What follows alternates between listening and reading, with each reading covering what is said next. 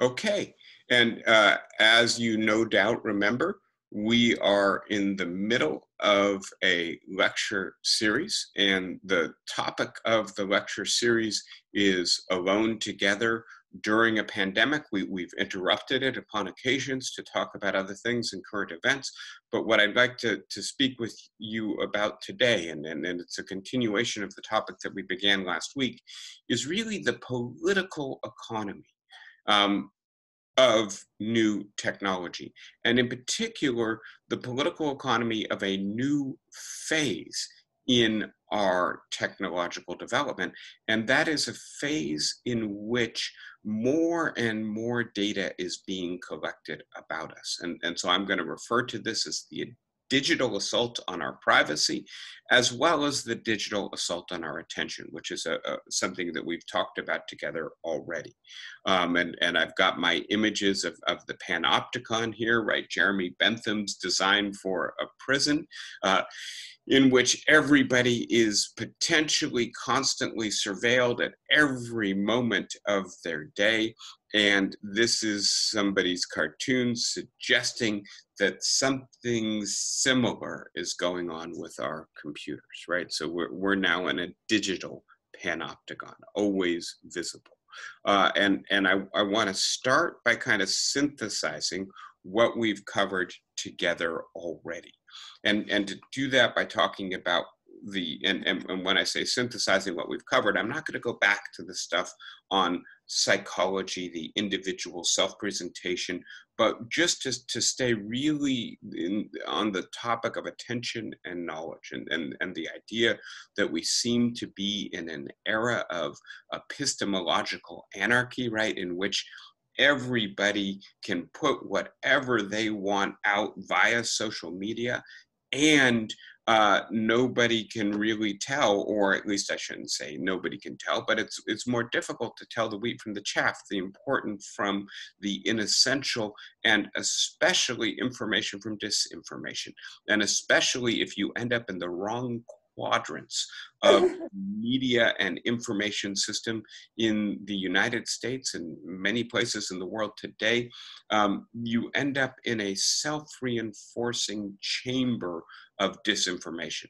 And so the assault on our knowledge, as well as the assault on our attention, what we spoke about over the last couple of weeks, drawing on Tim Wu's work, the idea that our attention is increasingly being reconfigured by our digital devices away from what the reading public accomplished, and in a sense, a rewiring of the natural attention economy of the mind, which is away from the sustained and self-directed attention of the private reader, right? The person who musters the capacity to immerse themselves in a novel, an article, a book, a newspaper, and more into the transitory, automatic, and distracted realm of attention, in which we pay attention to whatever flits on our digital screens, and often something else flips on 30 seconds or a minute later, and boom, off we go to a different text, a different app, a different message. And the result is that our attention is fragmented or fractured, not sustained and self-directed. Similarly, Nicholas Carr in his work, The Shallows, calls our attention to the idea that our very relationship to knowledge is changing, and that the kinds of media that we have, which allow for texts to circulate in our society, and there I mean texts in terms of the generic term for documents carrying printed words, not just a text message, right? The way in which we encounter the written word has a lot to do with the kinds of habits of mind and thought that we develop.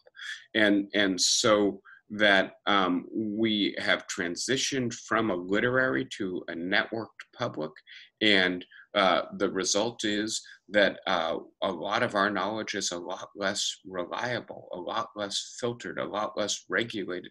There are not people who subscribe to professional ethics of verifiability checking the plausibility of what makes it into the public sphere prior to our encountering it. In a sense, that's the very definition of social media. But in addition to that, the algorithms, the computational architecture of the applications that deliver the social media to us prioritize things that are salacious or titillating or get our emotions running high over that which is verifiable or plausible or reliable. And so the very structure of the media system makes us susceptible to disinformation, radicalization, fragmentation. And so the political implications of this are quite dangerous in ways that we've seen all too clearly over the last half decade in the United States and many other parts of the democratic world. So another aspect of kind of synthesizing the themes that we'll begin to be thinking about when we think about the political economy of technology is what I'm calling a defense of difficulty. And Sherry Turkle helped us to see this, that part of what makes human relations when they are face to face, and in the paradigm case, I-thou relationships in which you don't try to get something out of the other, unless and until you fully understand, relate to, and get the consent of the other person, right? And that is a demanding task because you have to deal with the other as an other, as someone who is not identical to you. And that also develops new ways of thinking and new kinds of intelligence, and that the new forms of interaction that the networking of social media tend to prioritize don't demand this of us. And the result is that we're getting used to a lazier, easier, less rewarding, and ultimately less cultivating way of relating to each other. The fourth synthetic theme here, and this is the one we're really going to be concentrating on, is that this is not just accidental or incidental. There are digital forces that are driving I'm sorry, I misspoke. There are economic forces that are driving the spread of digital technology and social media and making them take the form that they take. And that this is then the model that we're developing, the model of surveillance capitalism, as Shoshana Zuboff refers to it, and that this is actually a new logic of accumulation through data extraction. And I want to be clear, right? Capitalism, the market economy, the kind of economy we have, the kind of economy that has been so amazingly productive and destructive for us, right? The economy that is responsible for the human population nearing 8 billion persons, and most of us are actually fed and housed and clothed, many of us in quite desperate ways, but in a way that was absolutely impossible to imagine in most prior epochs of human history, when the human population tended to hover around 200 million, because that was really all we could do, right? And so now we are able to feed and house billions of people, and the standard of living, the life expectancy of people is phenomenally increased over what it was for most of human history. And on the other hand, to just take one example of the destructiveness of capitalism, right? We are facing global climate change of a kind that could possibly eradicate human or even biological life on the planet, right? And I think we need to be clear, right? We tend to call this anthropogenic climate change, human-caused climate change. And that's right. But it's not just humans, right? Humans have been on the planet for tens of thousands of years at least, and we didn't cause climate change until the last 100 years. What is it about us that's causing climate change now? It's the way in which we've organized our economy. And our economy is organized around the logic of accumulation. That is to say, the need to continue to accumulate profit for capitalists, right? And that this is, in a sense, what makes a market economy tick, is the idea that you allow persons to control as private wealth the productive resources of society, and you attempt to induce them to invest those resources because they will make profit by investing them, right? That's a very, I think, succinct definition of capitalism. It may not capture all of it, but when we speak of the logic of accumulation, people need to make profit in order to invest. The economy needs people to invest in order for it to work. And a new logic of accumulation is somebody trying to ask a question? No, okay, I'm sorry, I heard a little background noise. A new logic of accumulation refers to a new way of making profit.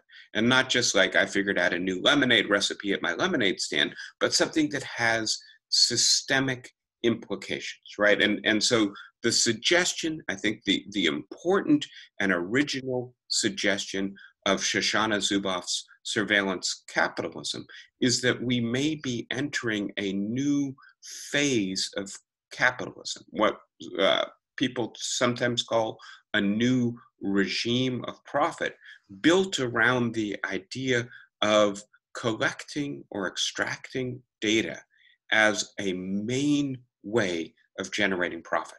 And that had not been the case in the various previous phases of capitalism, right? And if it is the case that extracting data is essential to the way in which a whole new, emerging, extremely profitable sector of our economy is operating, then the imperative to extract data is not incidental or accidental.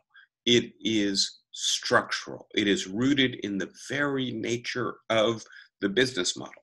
And just as Tim Wu in The Attention Merchants suggests that the business model that allows you to get Facebook for free is one that depends on your attention being harvested by Facebook and given to advertisers, right? That business model determines that Facebook is going to do everything it can to gain your attention. That's part of the reason that its algorithm is made to circulate memes, images, ideas, articles that are salacious, titillating, that play on our emotions, as opposed to addressing our reason and our capacity for critical reflection, because frankly, addressing our reason and our capacity for critical reflection is hard.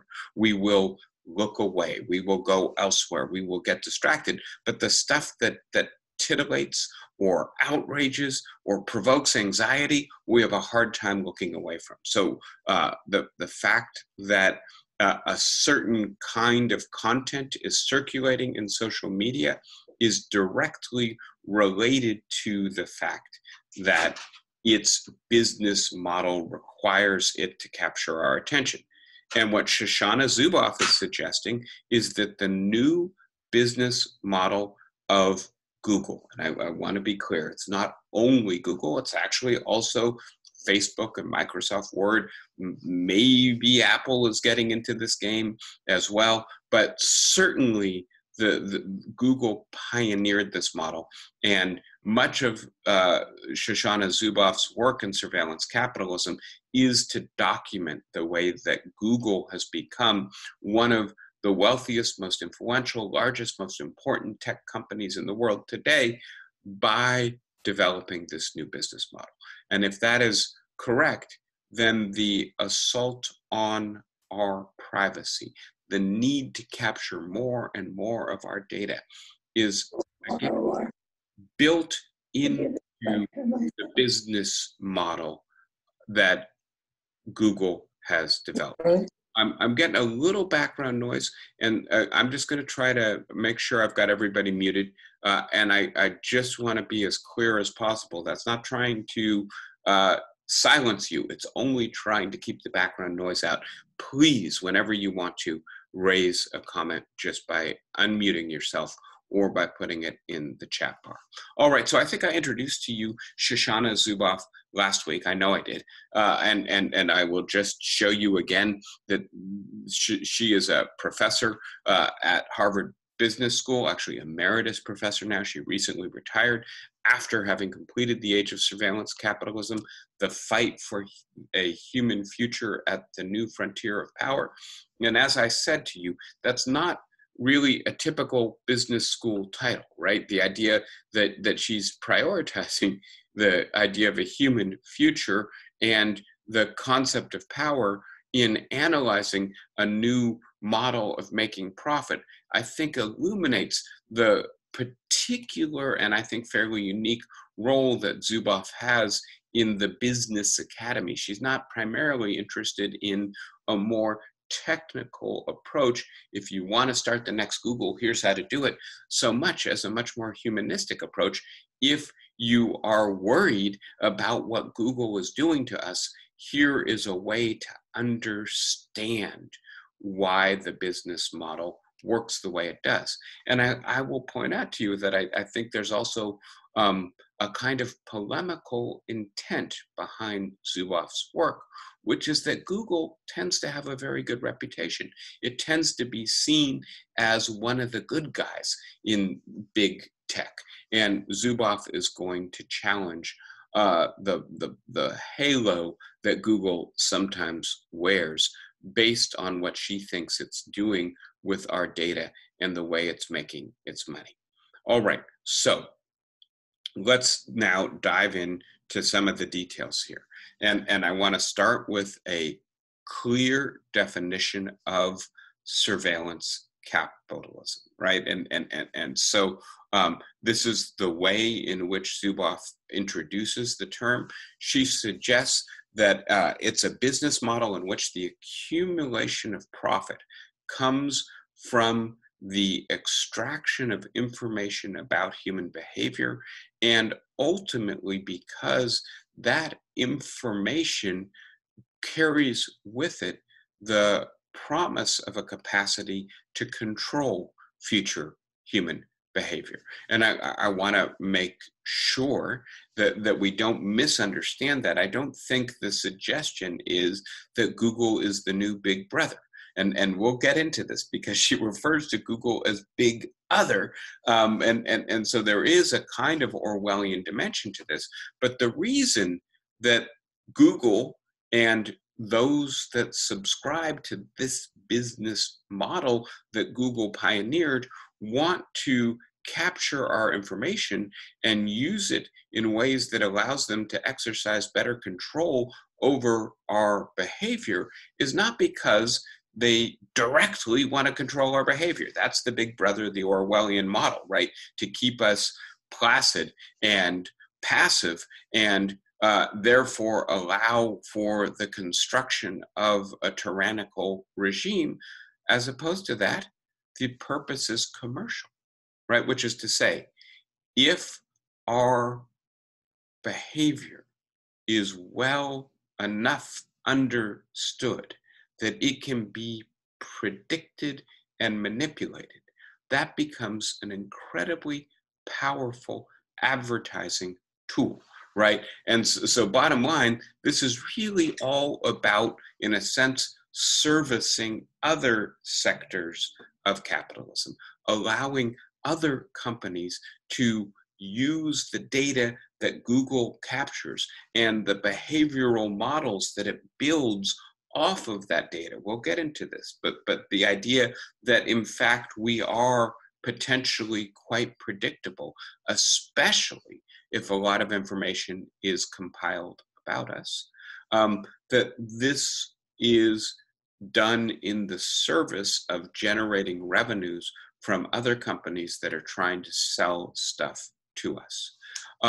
And I think I showed this to you last time. I just want to refresh your memory quickly. And Zuboff presents these basic diagrams of what she considers to be Google's original benign data use model, and then their developed and what she considers to be much more pernicious data use model. And so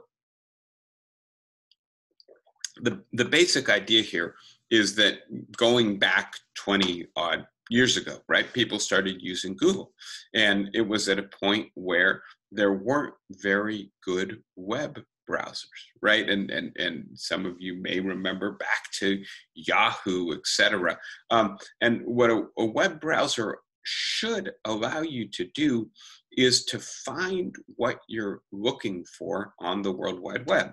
And we're so used to this now, right? Which is to say, we Google things, right? And the joke about tenure at Harvard was that you had to become adjectival in your field to get it, right? That your name had to become an adjective. Well, Google's name has become a verb, right? That's a good indication of the way in which they have completely captured the realm of web browsing. And almost everybody uses Google as their default browser right now. That there are some other browsers out there, Bing by Microsoft Word, or DuckDuckGoose, which is meant to be much better at privacy protection. But Google captured the world of browsing, internet browser services, because it was better than anything else out there. And the reason it was better was because of this, what she calls behavioral value reinvestment cycle. So what Google did, to be clear, is it watched when somebody searched for something, what it is they actually clicked on, right? Was it the top of the search menu? If you're looking for a hotel in Atlanta, are you looking to book a room in Atlanta? In which case, then some kind of website that allows you to book rooms at hotels in Atlanta would be the best answer. Or are you looking to organize conferences? Or are you looking to understand the tourism industry in Atlanta, right? There are different possibilities somebody might search for those terms. And seeing how people use the results of their searches allows Google to analyze what the most likely reason is that you're searching for hotels in Atlanta, and then to generate results that are most useful for you. And by the way, the data is much more developed than that, right? And so what is a 50-something male who lives in the New York City area who happens to be registered at a conference in Atlanta looking for when they look for hotels in Atlanta, right? When I've already looked for a flight from New York to Atlanta, right? And so their capacity to be able to cross-diagnose a whole bunch of data, to capture all of that data, to and this is important, store it in ways that allow them to correlate the relevant data without perhaps violating relevant law about illegal uses of data or invasions of privacy, to then analyze all of that data and then to improve their service, right? And then next time I search for a hotel in Atlanta, maybe the search results will be even more precisely what I want them to be. And it's the reason everyone uses Google, is that they are better than everyone else at improving their service constantly by analyzing the data they collect. And to be clear, Zuboff considers this to be benign because, in a sense, they're using our data to improve what it is we want them to be good at, right? We're using them for this purpose. And so this is the early 2000s business model of Google. And there's a problem with this business model, which is that there's not a lot of profit in it, right? And Google got very good at perfecting the search engine tool in the early 2000s, but they then wanted to take their company public and to make money off of it. How were they going to do that with this model? And as they were approaching their initial public offering, they happened on this much more developed alternative model. And I hope you can make sense of this. Again, I'm showing it to you for the second time because it's not very intuitive. I feel like I might have gone a little bit quickly through it last week. And so if you start with the diagram on the left, and so this is the surveillance capital model. It has the diagram that we were just looking at in the bottom of the diagram, right? And so I hope you can see there's one key difference, right? Which is that in this diagram, the behavioral data that Google collects, right, that is not relevant to fine-tuning their analytics and improving their service is exhaust and doesn't literally go out into the atmosphere through a chimney, but it doesn't contribute anything useful or valuable to Google. And in this diagram, as opposed to it being merely a byproduct, guess what?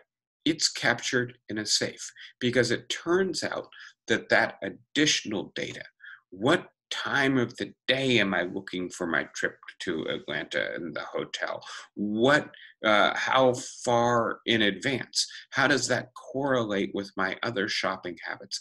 Does that perhaps indicate, given the age of my car, that I might also be in the market for a new car and that I'm an impulse buyer or a last minute buyer? And are there things that impulse buyers and last minute buyers respond to? And please remember that Google is not just collecting data about me, it's collecting data about billions of people using their services trillions of times a month, and they are analyzing that data using artificial intelligence. So all of a sudden, wait a sec, there's all this data that's escaping. Maybe it's valuable.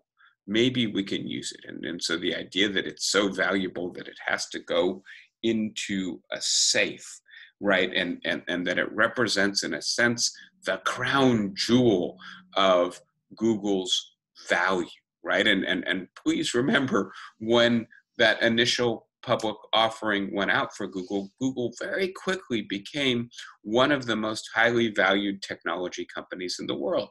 And it has obviously continued on that trajectory ever since to become one of the most highly valued companies in the world.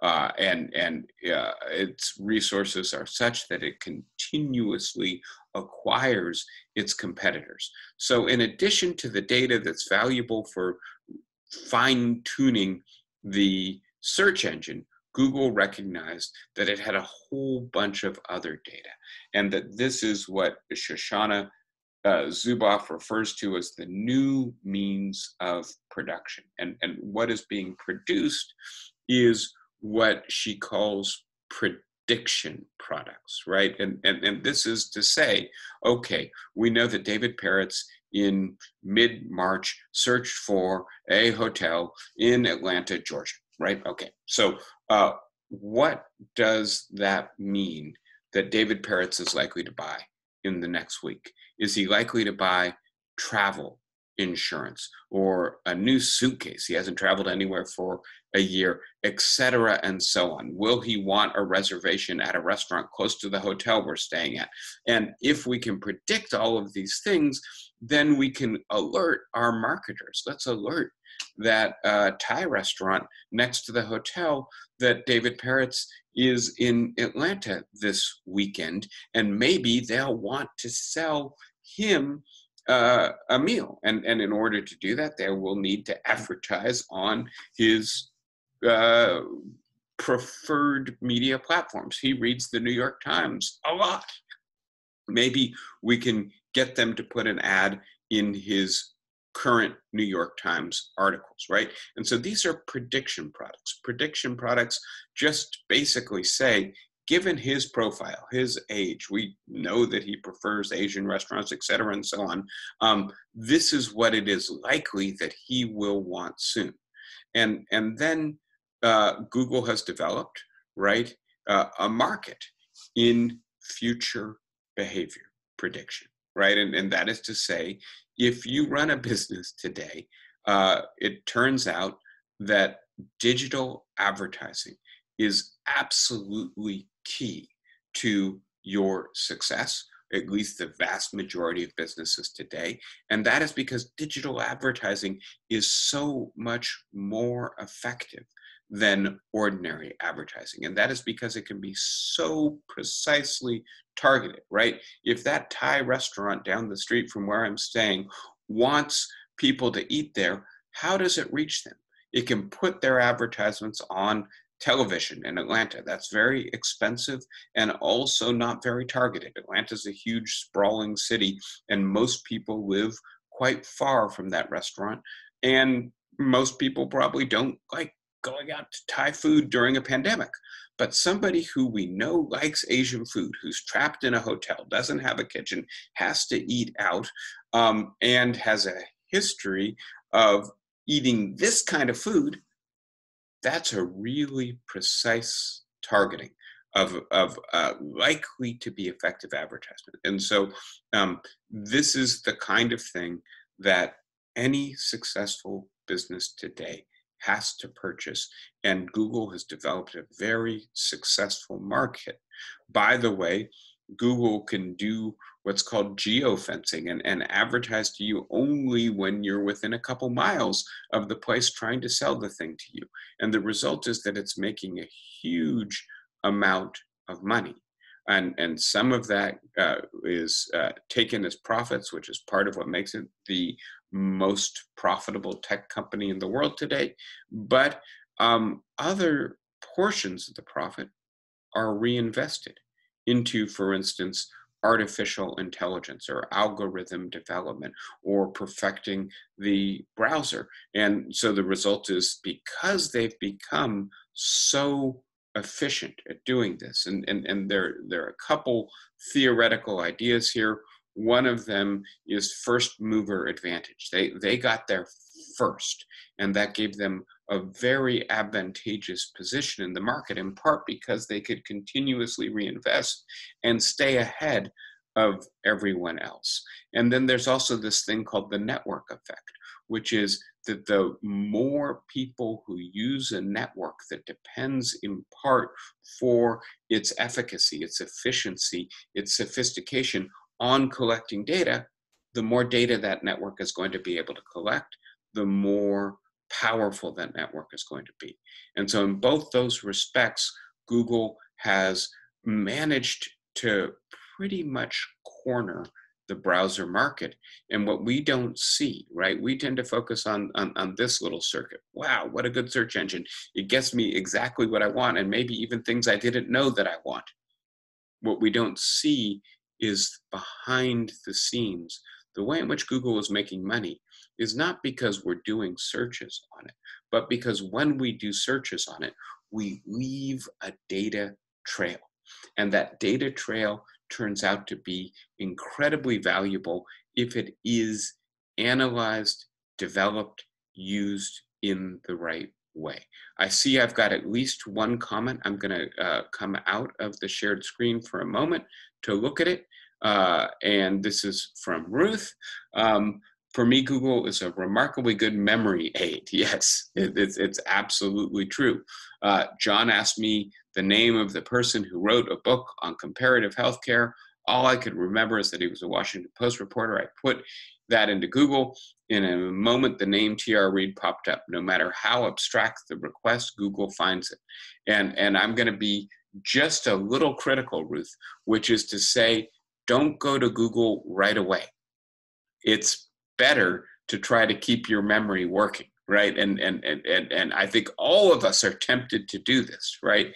And by the way, if you have Google Photo or iPhoto or Facebook, they're going to show you what you were doing a year ago and 5 years ago, and it's really quite nice in many ways to get that little reminder. Oh yeah, a year ago I was doing this or that with those friends, and I took these pictures. How nice. On the other hand, be careful of relying too much on the memory prop. Memory is like any other muscle. It gets attenuated if we don't use it. And I see Ruth. Was that Ruth that just walked in behind you, John? Hi. Yeah. All right. So if there aren't any other questions at this moment, but give me a second. It looks like maybe there are. I will unmute. Anybody else with a question? John, go ahead. Ruth just wanted to say I was on a telephone call with somebody who needed the answer right away. So it wasn't yes, I got it. Okay, so in those, yeah, when you don't have time to wait, then maybe use Google. And it is remarkable. And probably Google knows that you found the book online, maybe through Amazon, et cetera, right? Because you did your search for the book on Google. And so it is, quote, remembering that, right? It's in its data bank. All right, let me get right back into the screen. And what I want to now do a little bit with you in the remaining time, and I hope this is beginning to make sense, right? That the idea that if this is the business model, then there is a structural imperative for Google to continue extracting as much data, as much information about us as it can. That's where its profit comes from. At least that's its main source of profit. And the idea that we have consented to this, and I'll get into this more in a little bit, but Google will say, look, we have terms of service. You agree to the terms of service when you sign up for Google. There's a whole legal literature written on this that Zuboff refers to, because frankly, the contracts that Google and other tech companies use, their terms of service that you check a box and that's your digital signature, are impossibly long, right? And it used to be the case that there was a kind of physical limit on the length of a contract, which is that every contract had to be printed out. Now, frankly, credit card companies got pretty good at making their print smaller and smaller and their contracts longer and longer. And the idea that contract secures consent because it informs the party signing the contract of what they are committing themselves to and what they are allowing the other party to do as a result of signing the contract is becoming vanishing and absurd in light of these new contracts. These are sometimes called click and capture contracts. We go through them in matters of seconds, whereas if we actually read them, it would take hours or days. And I'm not kidding, right? Many of these contracts have hyperlinks in them such that you could go to term after term, subsidiary clause and contract after subsidiary clause and contract. And many of these contracts say that not only are you sharing the data with the company that you're contracting with, you're sharing the data with other companies that company has relationships with. And they invite you to read the contracts that the other companies have that you are implicitly consenting to. All that to say that this is in no meaningful sense something that we are aware of and that we have consented to and that we are happy to, if you will, sign up for the bargain. You get my data, I get your search engine. You get my data, I get those precisely targeted ads, which actually help me to find the kind of restaurant I'm looking for. And by the way, I get the memory aid too, right? Yes, there are things that we like about what Google does for us. And we also like the fact that it's free. But if Zuboff is right, that this is an imperative to capture more and more of our data, if the result is that privacy is being reconfigured,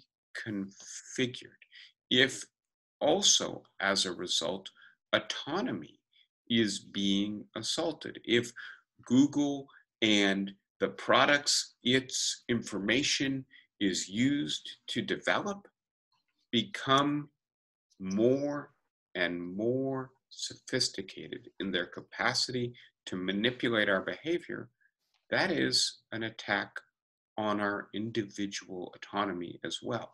Have we fully understood that when we click on the box and start using the search engine? I'd be willing to bet that the answer for 99 out of 100 people is no. I have not fully understood the way this business model operates, and I'm not sure I'm comfortable with it once I understand it.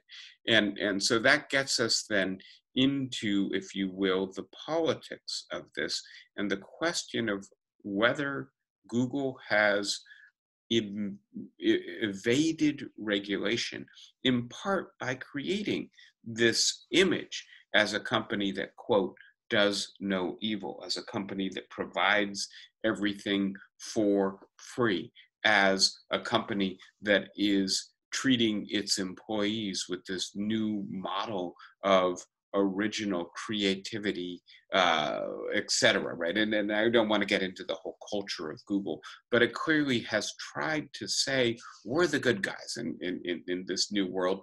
And I think in part because that allows it to, if you will, evade scrutiny on this new business model. So I hope this is now making sense, right? That there's an extraction imperative. Google is making money because it extracts our data.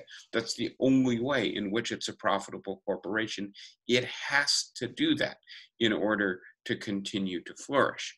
That results in what Zuboff calls the dispossession cycle, which is as a result of our need to live in the digital world, right? And it's just become incumbent on so many of us in our workaday lives or in our social lives to use this technology. We're not really participating in the social world of the 21st century if we don't use this technology. And I recognize that we use it to varying degrees.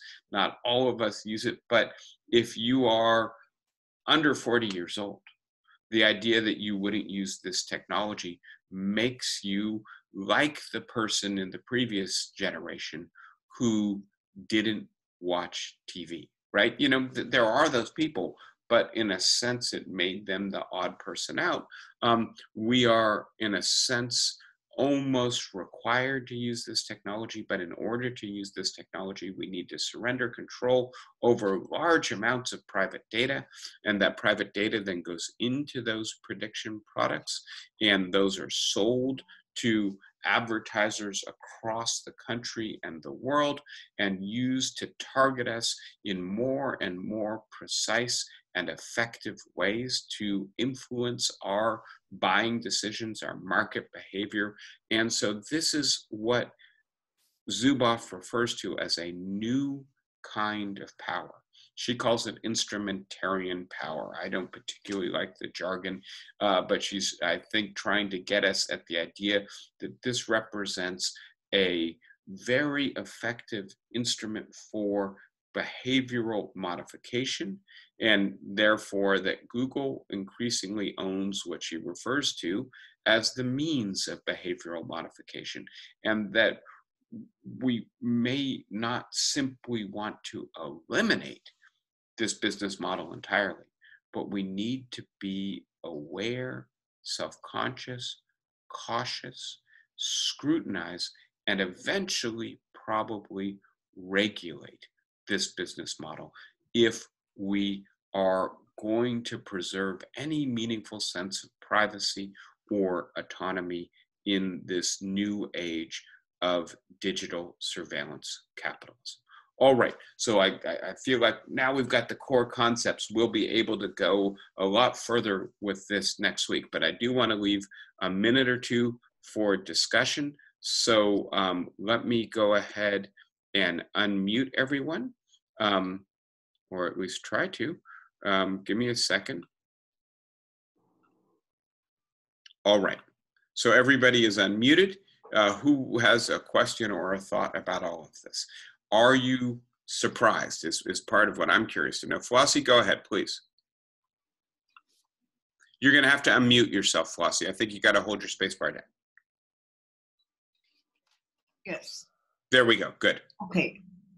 If I want to protest, I know that I'm a single voice, but if I'm doing some research and I'm not buying anything, I want to read something, and I'm bombarded with the other books that people are reading and what questions are they asking. Is there some way I can hit a button that says enough or get lost or I don't need you? That's got to happen, because it won't be only one person who is going to get very upset. Yes. Oh, go ahead. The other thing is there, I know that the colleges and universities have databases. Suppose I want to enter one of them. Is that possible under Google? It's funny because you're saying two things at once, right? And so on the one hand, you're saying, get your hands off my data, right? And stop bombarding me with advertisements that you use that data to generate, right? And I'm sure we've all had the experience. And by the way, many of us have devices with voice recognition technology in them. And we'll get into the Internet of Things increasingly. Your washer and dryer and your microwave and your refrigerator are all part of what we call the Internet of Things, right? And so, by the way, wouldn't it be wonderful if your washing machine could tell you when you're running out of detergent, right? and send you email. But then guess what? Tide is going to start bombarding you with advertisements around the time that your washing machine is running low on detergent, right? And so this is getting more and more ubiquitous. And part of what's interesting here is voice recognition technology, and people conduct these experiments. They just try saying garbage bag, garbage bag, garbage bag when they're in front of their Alexa or whatever the digital device is that hears you, and then see if they don't start getting advertisements for garbage bags on whatever digital device they're on. So on the one hand, you're saying, isn't there some way to stop this? And the answer is yes, but it's not easy right now. And so there's two things you can do. You can use your privacy settings on Google. And the result will be that if you can figure out how to do this, and Google will tell you how to do it, that you can do all of your browsing with strong privacy protection. And then in a sense, you may not be able to do what Ruth did, which is to figure out what that book is you're thinking about, because Google has not collected that data, and the search engine may not be quite as fine-tuned for your personal use. You can also use DuckDuckGo, which to be honest, I haven't done the research. All I know is that they advertise themselves as a privacy protection browser alternative, right? And so if you're really concerned about privacy, DuckDuckGo is an alternative to Google that is designed to, in a sense, have a different model. Now, let me just point out to you, Flossie, you then said, by the way, all these universities, and it's not just universities, it's presses, journals, etc., have all databases, and wouldn't it be nice to be able to access them, and couldn't I access them via Google? And the answer is yes, up to a point. And at the same time, it's highly differentiated, right? Which journal you can use depends on what their paywall policy is. And also, for instance, are you able to access the Berkeley or the Oakland Public Library system, and what journals do they have access to? But please note that the irony is, in a sense, on the one hand, you're saying, I don't like all this snooping and all this violation of privacy. And on the other hand, you're saying, but I would like to be able to use it for academic research. And part of what we have to, I think, keep in focus when we have this conversation is that there are things that this technology does that are really important and really valuable, right? And so the idea that, when I was growing up in the San Francisco Bay Area and a high school debater, and I wanted to do research on US foreign policy in East Timor, I went to the UC Berkeley Library, and I spent an awful lot of time with microfiche and archives, and got dusty and dirty to find that information. And today, if I wanted that information and I had an affiliation with the university, I could just go, boom, stay right here on my computer and get all that information. What took me weeks to get in 1983 would take me a day or less to get today. And the idea that I can find a hotel in Atlanta without having to use a travel agent, etc. There are some good things that this does for us. The question is the trade-off worth it?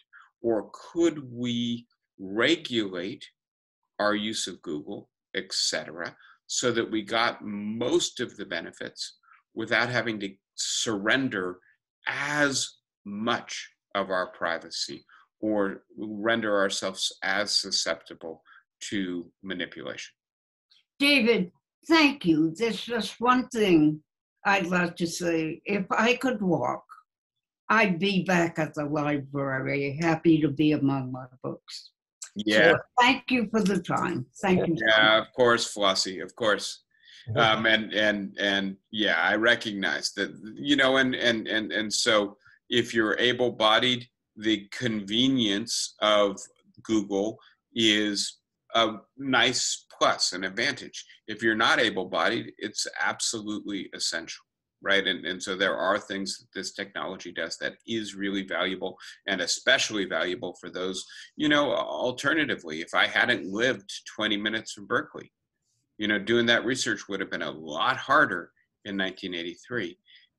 And today I can be pretty much anywhere in the world and get that research done. Yeah. Anyone else with a thought or a question, a comment today?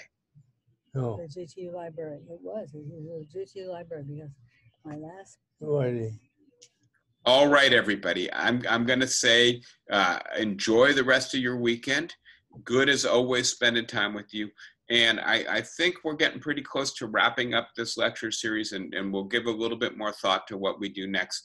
John collected some ideas a few weeks ago from some of you, and so I've got some ideas in terms of where we'll maybe go next. Yeah, for now, take care, have good weekends, and I'll look forward to seeing you next week.